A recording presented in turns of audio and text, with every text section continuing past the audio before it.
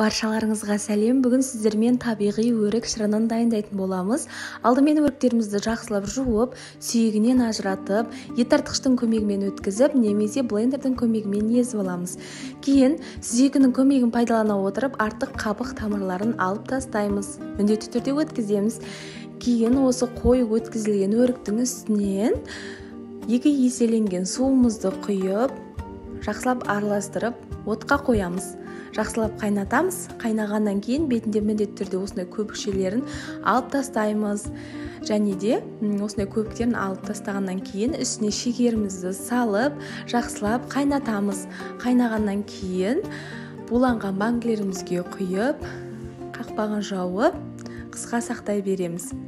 Міндетті түрде жасап көріңіздер, өте керемет болып шығады, барлығына ұнайтыны анық. Және де маған қолдау білдіріп, лайк басып, төменге пікірлеріңізді жазып, сақтап алуды ұмытпаңыздар. Барлықтарыңызға ас болсын, және де жазға тағы да қандай банка жауып жатырсыздар. Міндетті түрде жаза кетіңіздер.